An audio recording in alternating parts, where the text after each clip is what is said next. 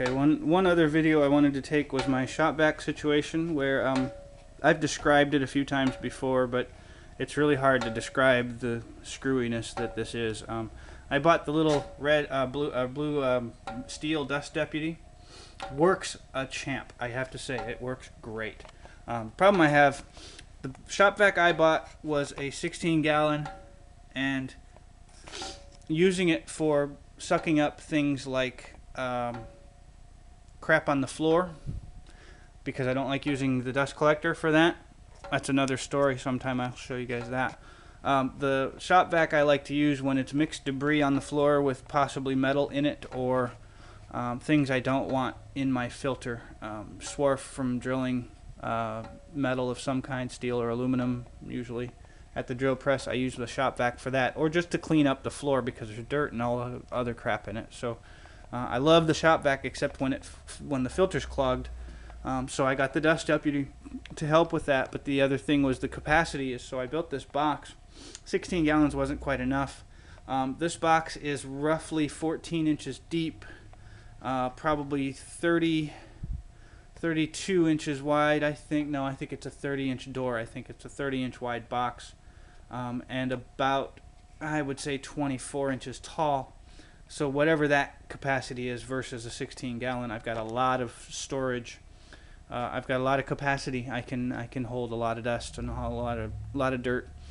We also used it for the construction debris I'm working on the back room. So things like the concrete grinding dust when Jane was grinding off the top of a small step inside.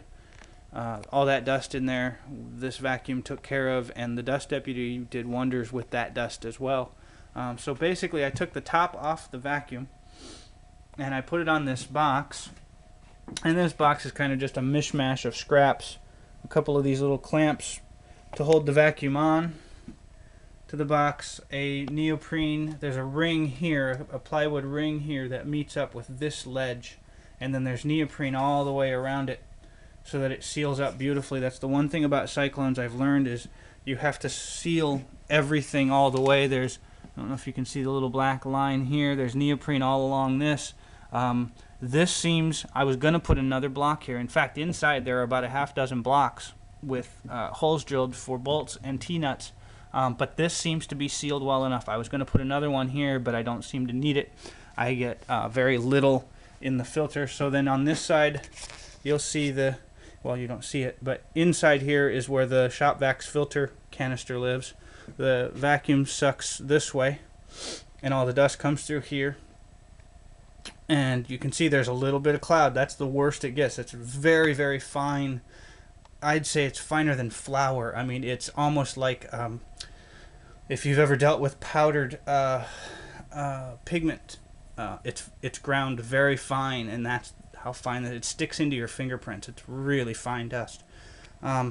Then from the dust deputy, I go across over here up to, well, around the dust collector and into this, which goes up and over and into the ceiling, or actually into the wall, which is actually into the attic, and that heads over to this little port over here.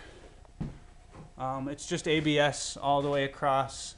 I plug in my vacuum hose here, and I've got this lovely long ranger that turns it on in the other room because I'm lazy.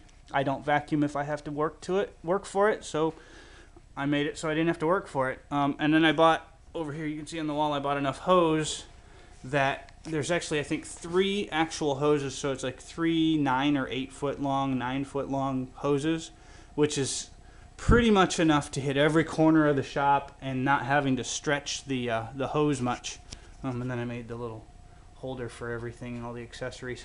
But I just wanted to show everybody that dust deputy arrangement that I've got, because I've tried to describe it before, and I think video, or maybe I should just take some pictures, but I like to talk. Who'd have guessed? But yeah, that's the shop vac. Thanks.